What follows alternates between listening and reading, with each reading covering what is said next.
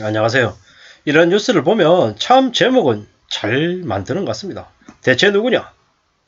동산 8억 녹동 4억 싸게 판 30대의 비밀. 4억짜리 아파트 30평대를 8억에 팔았다라는 거예요.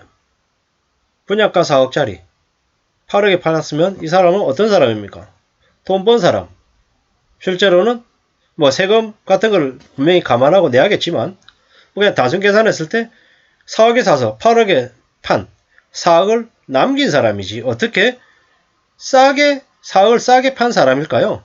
뭐 시세가 12억이라 그래가지고 계산은 4억을 싸게 판 사람이다라고 언론에서는 얘기하는데 실제로는 4억을 남긴 사람이다. 4억에 사서 8억에 판 사람이다가 좀 더 제대로 된 표현이다라고 저는 말씀을 드리고 싶습니다. 뭐 지금 뭐 금매로 팔린 건 한두 건 가지고 엄청나게 큰일이 일어난 것처럼 떠들썩하게 언론에서 얘기하는데요. 실제로 현실은 어떻습니까? 지금도 여전히 비싸다. 부동산 관련해서 아파트 관련해서 함부로 쳐다볼 시기가 아니다라고 얘기하고 있습니다. 이 얘기는 무슨 의미입니까? 지금 집값이 여전히 비싸다. 높은 상태다라고 보는 거죠. 나중에 있잖아요. 동탄이 아파트 30평대가 사업하는 날이 올까요? 안 올까요?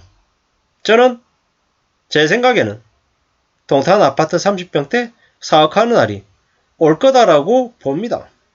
왜냐?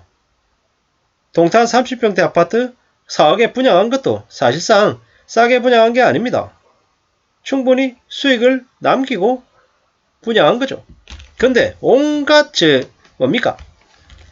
업자들 다 모아가지고 줄 세우기 해가지고 뭐 동탄 아파트가 뭐 12억이니 13억이니 15억이니 이러는데 그게 다 무슨 얘기였습니까? 헛소리. 개소리였죠, 개소리. 택도 아닌 소리인 거죠. 뭐 지금 여기 언론 뉴스에서 얘기하기는 뭐 동탄에 뭐 아파트가 뭐 12억 7층까지 올랐는 건데 뭐 지금 뭐 4억이 빠진 거다. 이렇게 얘기하는데요. 뭐 그리고 지금 현재 매물 평균 호가가 10억 5천이다 이러는데 8억 5천도 비싸게 잘 팔고 나온 겁니다. 이 사람은. 왜냐? 나중에 시간이 지나면 어떻게 되냐? 4억 됩니다. 4억. 동탄에 30평대 아파트 4억 된다라고 저는 보는 거죠. 뭐 여기 있잖아요. 인천 송도 뭐 6억 5천으로 뭐 50% 내렸고 뭐 마곡 뭐 한 13억 뭐 13억 8천 이러던 거 뭐 한 10억 초반 뭐 9억대로 9억 후반으로 이렇게 내렸다 이러고 뭐 강동구 상일동에도 뭐 30평대가 뭐 19억 8천이다 이렇게 얘기하다가 뭐 지금 14억 8천이라는데 제가 볼 때는요. 인천 송도 6억 5천이 아니라 인천 송도도 3억 4억대 나올 거고 마곡도 그냥 뭐 9억 8천 이런 게 아니라 그냥 5억대 마곡지구에 5억대 아파트 5억 초반대도 나올 거고요. 강동구 상일동 30평대 아파트 저거 뭐 14억 8천이라 그러는데 강동구 상일동도 30평대 아파트 그냥 6억 7억으로 내려갈 겁니다. 6억 7억으로. 뭐 지금 현재 가격 14억 8천에서 뭡니까? 50% 떨어지면 얼마입니까? 7억 4천이죠. 한 60% 떨어지겠네요. 한 6억대까지로 6억 초중반대로 내려갈 겁니다. 저희 뭐 잠실 엘스 30평대 얼마요? 7억에서 9억. 도곡 레슬 뭐 8억에서 11억. 뭐 이렇게 될 거죠. 뭐 도곡 레슬의 아파트 가격이 뭐 42억요. 도곡 레슬도 뭐 10한 2, 3억에서 10한 5억까지로 내려갑니다. 청담동 레미안 28억요. 청담동 레미안도 뭐 10억에서 14억 사이 이제 왔다 갔다 할 거예요. 좀 지나면요. 뭐 물론 1년, 2년은 아닐 거고요. 한 3년, 4년 지나면 그렇게 될 겁니다. 뭐 잠실 엘스 25평짜리가 뭐 17억에 팔렸다? 잠실 엘스 25평은 그냥 7억입니다. 7억. 17억이 아니라 7억 정도라고 봐도 무방할 거라는 거죠. 이렇게 계속 내려갈 겁니다.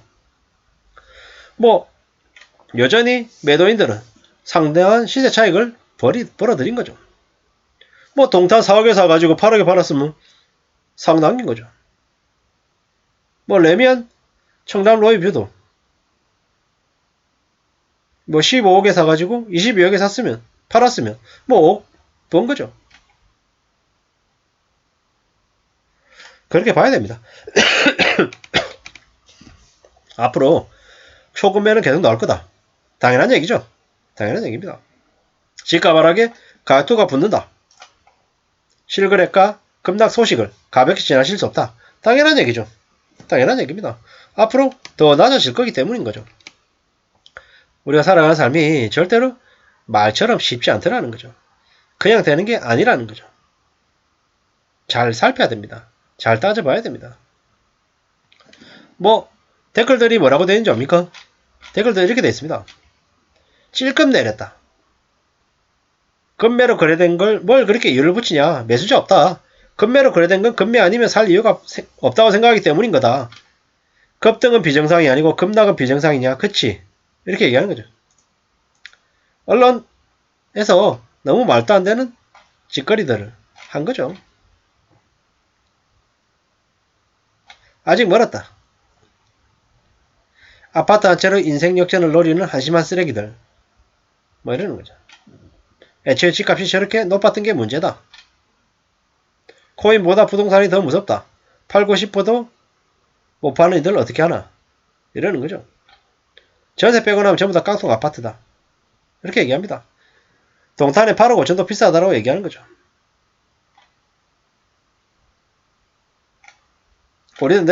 오르든 내리든 집 살 데는 없다. 일본 따라간다. 붕괴는 시작됐다. 아직 멀었다. 금리 더 올리지 않으면 달러 더 빠져나간다. 이렇게 집값이 높으니까 출산율이 0.75가 되는 거 아닙니까? 24억도 10억이라고 하면 비싸다고 할 판에 나라의 국운이 다 안 갔다라고 얘기합니다.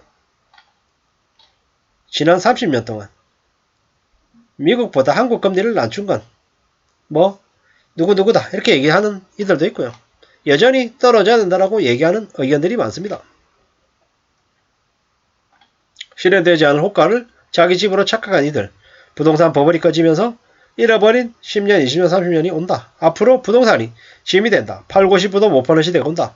DSR, 고금리, 인플레, 내수 감소, 무역수지 적자, 인구 감소 등 집값 오를 일은 앞으로 없다. 이렇게 얘기하는 거죠. 닭장 같은 아파트가 10억, 20억이다. 닭들이 웃고 간다. 호가와 실제 매매가의 착시 현상. 주식을 팔 때도 상한가에 매도가를 걸어놓기도 한다. 혹시나 하는 마음에. 근데 팔려야 이익이 나는 거지. 호가에 내 집이 그 가격이라고 착각하는 거다. 현실 경제 공부도 하지 않은 이들이 많다. 당신의 집값은 매도하고 팔고 당신 손에 현금이 쥐어졌을 때 가격이 진정한 집 가격이다. 사기꾼들과 큰 세력인 전 정부에 당한 거다. 영끌로 꼭지에 집을 산 사람들은 이렇게 얘기합니다. 참 무서운 얘기다라고 봐야 됩니다. 우리의 삶이 앞으로 함부로 부동산에 관심 가져서는 안 된다라고 이야기하고 있습니다. 동탄 싸게 판 30대의 비밀이라고 얘기하는데 실제로는 동탄 30평대 4억에 사서 8억 5천에 판 잘 빠져나간 사람의 이야기임을 잊지 말아야 될 것 같습니다. 이상입니다.